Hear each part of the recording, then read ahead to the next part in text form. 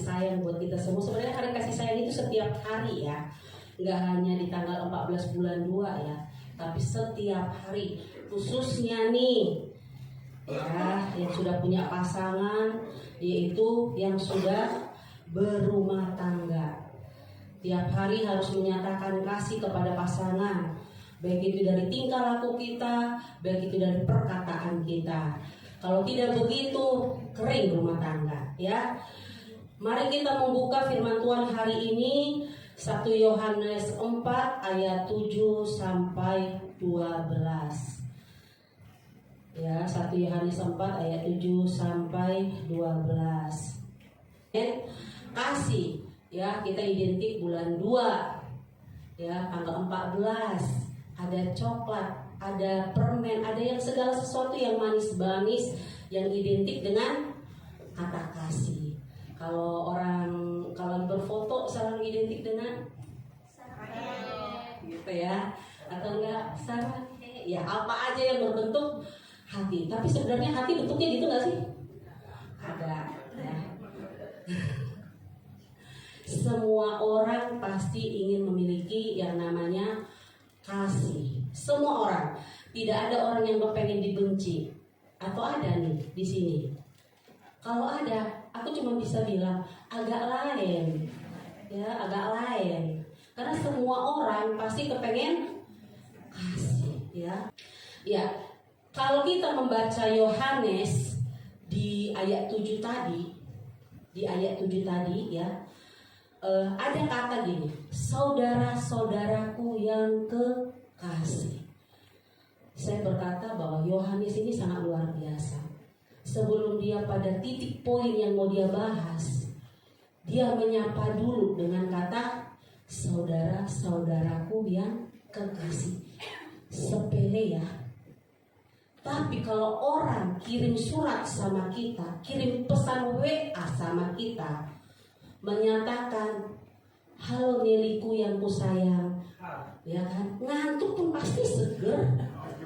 Tapi kamu ya belum apa-apa kata shalom atau ada kata-kata menyapa, langsung kamu ya nih, itu pasti dia merem langsung, dia matiin tuh handphone. Ya dong. Tapi kalau kita buka WA, kita dapat pesan dari teman, sesuatu kata-kata yang shalom, ada apa ini? Benar nggak? Apalagi halo, bagaimana kabar? Pasti kita yang lagi ngantuk-ngantuk juga sambil kucek-kucek bangun, buka itu WA. Dan hal itu sepele, tapi Yohanes lakukan bentuk kasihnya kepada siapapun yang menerima suratnya nanti. Dia membuka dengan kata saudara-saudaraku yang kekasih. Pernyataan menyatakan bahwa dia mengasihi orang yang menerima surat ini nantinya. Hal itu merupakan perkataan yang menyapa yang sepele. Tapi saya mau tanya, kita memang pengerja di tempat ini, tapi di luar posisi kita sama dengan yang lain, jadi jemaat. Mana kita lebih suka disapa, atau kita datang duduk dengar firman pulang juga tidak ada yang nyala? Pasti kita sama dengan jemaat di tempat ini. Datang disapa, kita ibadah bersama, pulang disapa lagi. Puji nama Tuhan, di tahun ini gereja ini menerapkan hal itu. Amin. Karena kenapa? Itu bentuk kasih daripada GB Impact bagi para jemaat yang ada. Artinya selamat datang. Pas pulang nanti datang lagi, karena kami masih rindu dengan kalian. Amin. Karena kami mengasihi kalian. Amin. Jadi kalian merasa ini adalah rumah kalian. Kalian merasa bahwa ini adalah keluarga kalian. Sepele bukan hanya salam dan menyapa. Itu yang dilakukan oleh Yohanes. Ya. Kemudian di sini dikatakan lagi, mari kita saling mengasihi. Nah ini nih, kalau kita menyapa shalom atau aku mengasihi, enak nggak kalau dijawab lawan yang kita ajak ngomong? Atau lebih memilih shalom terus orangnya berbalik tidak menyambut tangan kita atau sapaan kita? Otomatis harus bersambut dong. Cinta itu harus bersambut, kasih itu harus bersambut, baru namanya nikmat. Ya, kalau saya menyapa, "Shalom Tante Saudur", pasti Tante Saudur bilang, "Shalom". Tapi kalau Tante Saudur langsung berbalik badan, saya sedih. Kenapa? Karena Tante Saudur agak lain. Ya kan, nggak biasanya seperti itu. Apakah dia lagi marah? Kan begitu, bukan? Kecuali tidak dengar, mungkin di seberang jalan itu lain cerita. Tapi kalau berhadap-hadapan, ya pasti direspon ya. Di sini dikatakan oleh Yohanes, marilah kita saling mengasihi. Setelah dia yang duluan, ya dia dulu yang jadi contoh nih, menyapa dengan kasih. Baru dia katakan, marilah kita saling mengasihi. Ya, artinya apa? Dianya dulu, baru pesan dia sampaikan. Ya, kita memang ingin kita saling mengasihi, tapi kita tidak bisa tuntut orang. Tapi kita bisa tuntut diri sendiri.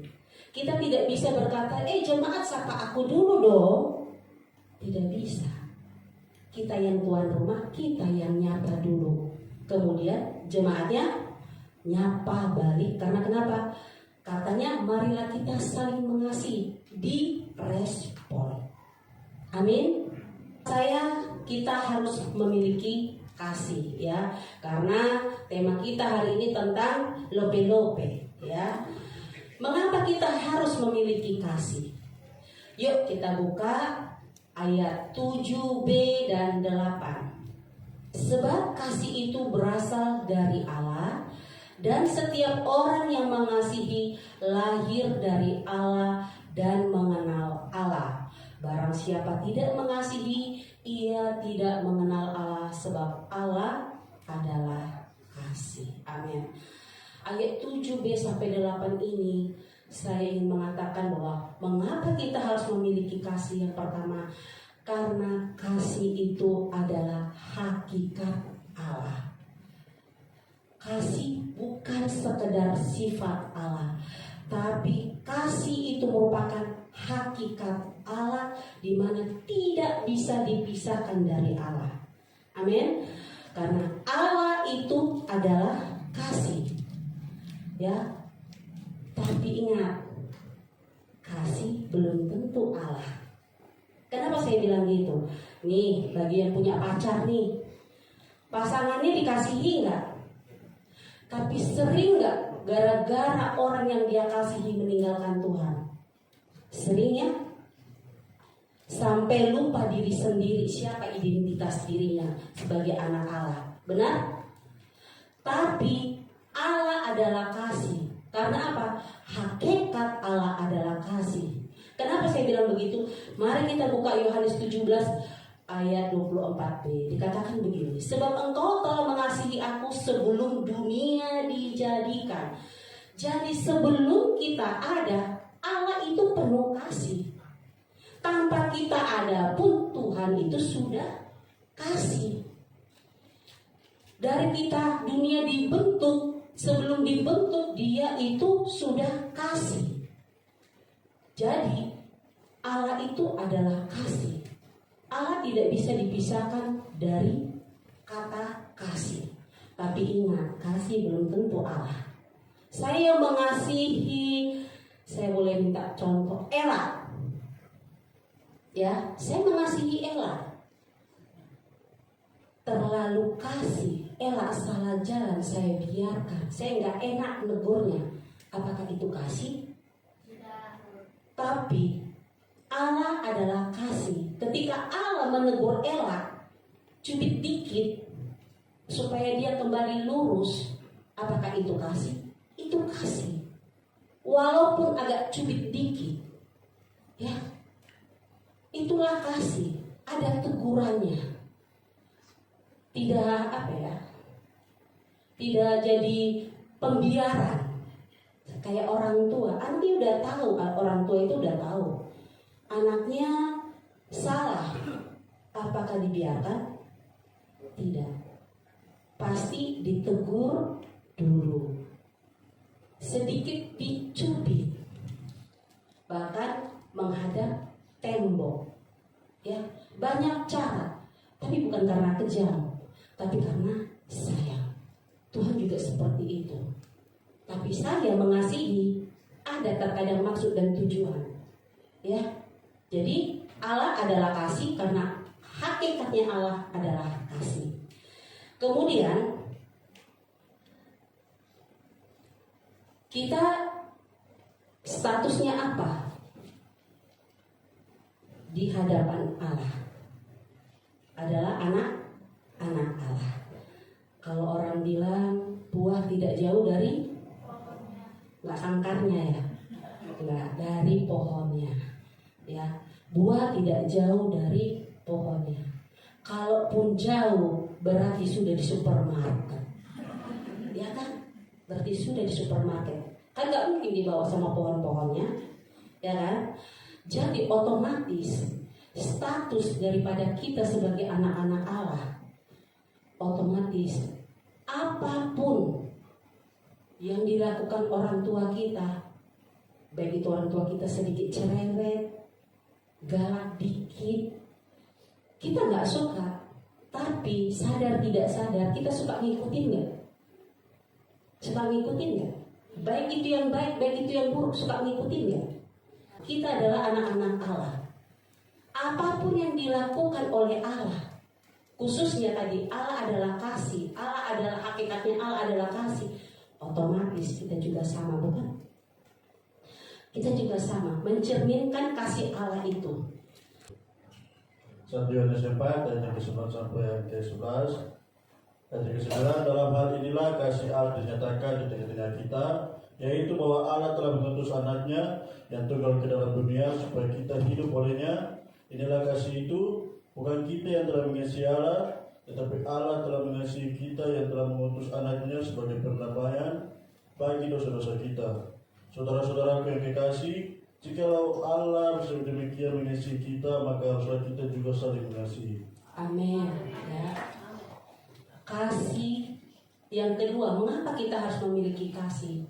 Karena kasih sudah terlebih dahulu dibuktikan. Ya, kasih itu bukan sekadar omong-omong, yang hanya sekadar omong-omong penggombal. Ya, kasih harus dibuktikan, harus dilakukan. Di ayat 2 ini dinyatakan kasih sudah terlebih dahulu dibuktikan di tengah-tengah kita. Allah sudah menyatakan kasih-Nya dulu kepada kita. Bukan kita yang duluan mengasihi Allah, Allah dulu yang mengasihi kita dengan mengutus anaknya yang tunggal, Yesus, untuk menebus dosa-dosa kita. Ya, sangat luar biasa kasih Allah itu. Di ayat 9b, kasih Allah sangat luar biasa, di mana Dia telah mengutus anaknya, ya, kepada untuk seluruh umat manusia. Tidak ada yang terlewatkan, untuk menebus dosa-dosa kita di kayu salib. Pembahasan itu nanti ke depan, bulan-bulan berikutnya. Amin. Ada hamba-hamba Tuhan di sini yang akan lebih jelas lagi nanti membahaskan, supaya kita ingat, jangan bermain-main. Kasih Allah luar biasa. Ya, di ayat 10 dinyatakan bahwa Allah yang inisiatif, Allah yang inisiatif untuk mengasihi kita. Ya, bukan karena kuat gagah kita. Saya kasih tahu, capek nanti Anda. Ingat, kita itu kalau di zaman dulu masih ingat ceritanya bahwa harus memberikan korban-korban. Boro-boro korban-korban merpati, boro-boro korban-korban ini, korban waktu aja kita susah. Jangan kita bahas korban uang, itu jatah gembala. Jatah kita korban waktu aja susah. Ya, di sini dikatakan Allah yang inisiatif mengasihi kita. Kalau Allah sudah inisiatif, seperti tadi nih Yohanes sudah inisiatif duluan menyapa, alangkah indah kalau direspon. Amin. Ya, Allah itu sangat luar biasa. Kenapa saya katakan luar biasa? Kalau orang menyakiti kita, identik kita biasanya jauhi. Bahkan kalau perlu bikin benteng Takeshi. Betul? Kalau perlu benteng Takeshi kalah. Kalau perlu kita nggak pernah lihat mukanya seumur hidup. Kalau kita, tapi Allah, orang yang berdosa, orang yang suka nyakitin orang, tangannya selalu terbuka untuk menerima. Itulah kasih yang agape, kasih yang luar biasa. Kita disakitin, mengampuni aja susah, butuh Roh Kudus yang menolong. Betul? Iya dong. Apalagi kalau kita disuruh kasih nyawa, sonde mau. Ya, yuk kita buka Yesaya 1 ayat 18. Saya akan bacakan, ada kata-kata seperti ini. Sekalipun dosamu merah seperti kirmisi, akan menjadi putih seperti salju. Sekalipun berwarna merah seperti kain kesumba, akan menjadi putih seperti bulu domba. Itulah kasih Allah, menyempurnakan hidup kita, memulihkan hidup kita. Amin. 1 Yohanes 3 ayat 18 berkata, anak-anakku, marilah kita mengasihi, bukan dengan perkataan atau dengan lidah, tetapi dengan perbuatan dan dalam kebenaran. Seperti tadi saya kasih contoh, ya, kita mengasihi harus dengan kebenaran. Kasih bukan pembiaran. Tadi saya sudah maaf ya Ella, saya pakai tadi kayak Ella tadi, udah tahu lagi menyimpang, saya biarkan. Ingat, kasih bukan pembiaran. Kasih itu seperti orang tua, ada teguran, ada mungkin sedikit cubit-cubit, atau mungkin disuruh seperti menghadap tembok. Banyak cara yang dilakukan, ya, untuk orang itu kembali kepada kasih Tuhan. Bukan menghukum ataupun karena benci, bukan, tapi karena sangat mengasihi. Ya, jadi kalaupun kita mengasihi sesama, harus sesuai dengan kebenaran firman Tuhan, bukan pembiaran. Pembiaran bukan kasih. Kalau kita sudah tahu teman kita sudah jauh dari Tuhan, ingatkan dia. Amin. Ya, yang ketiga, mengapa kita harus memiliki kasih? Yang ketiga, kita buka 1 Yohanes 12. Tidak ada seorang pun yang pernah melihat Allah. Jika kita saling mengasihi, Allah tetap di dalam kita, dan kasihnya sempurna di dalam kita. Ya, terima kasih. Ya. Siapa yang pernah lihat Allah? Fisiknya, ya, fisiknya secara kasat mata. Ada yang pernah lihat Allah? Tidak ada. Tapi hebat, kita adalah anak-anak Allah. Ya. Ya, mengapa kita harus memiliki kasih? Ketiga, karena orang lain akan melihat Allah di dalam hidup kita. Kita anak-anak Allah secara fisik, secara kasat mata, kita aja nggak pernah lihat Allah. Menurut Bapak Ibu, orang-orang yang beragama lain gimana caranya bisa lihat Allah? Oh, bawa Alkitab aja, buru-buru bawa Alkitab. Kamu dibukain pintu aja udah syukur. Betul? Belum tentu mereka mau bukain pintu.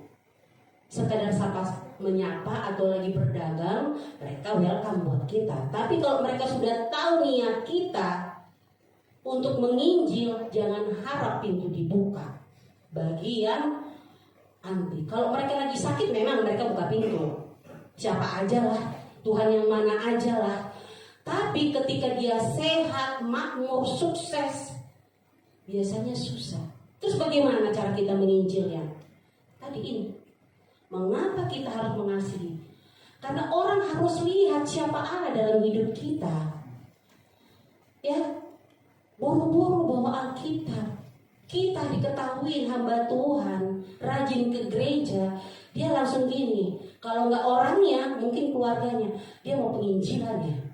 Pasti begitu. Tapi kalau kasih Allah tercermin dalam hidup kita, hukum mana yang melarang?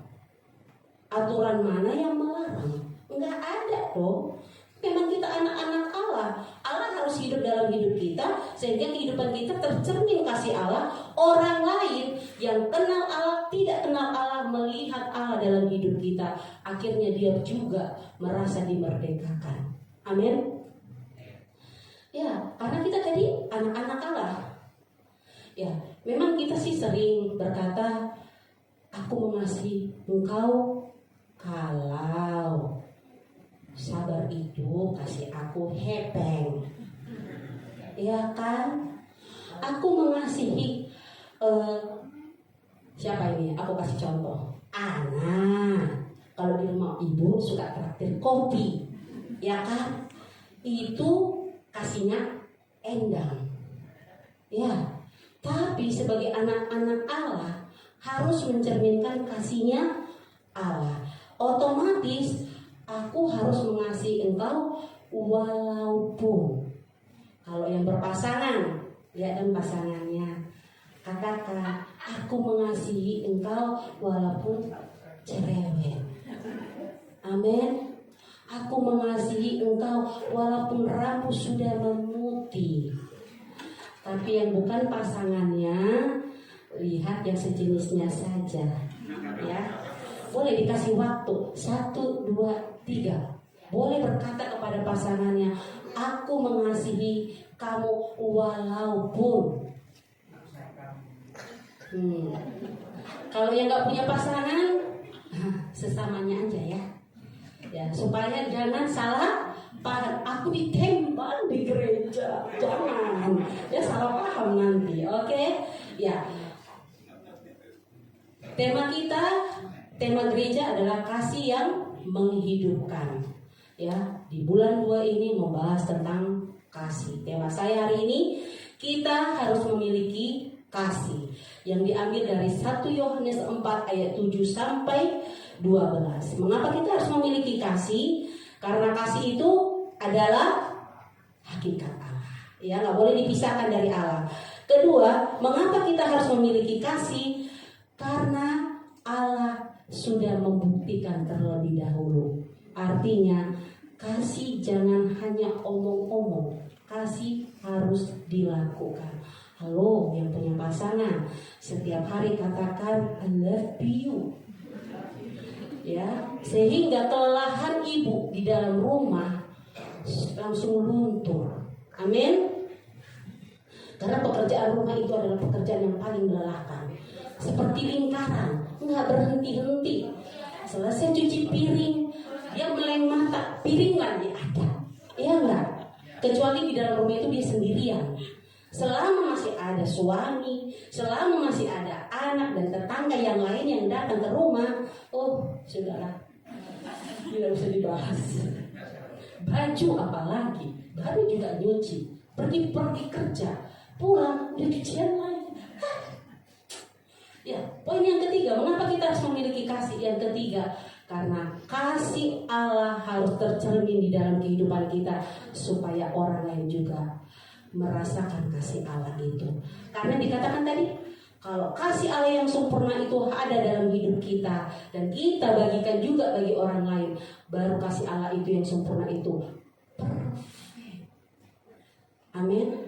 Kita diberkati, orang lain diberkati. Puji nama Tuhan, mari kita berdoa.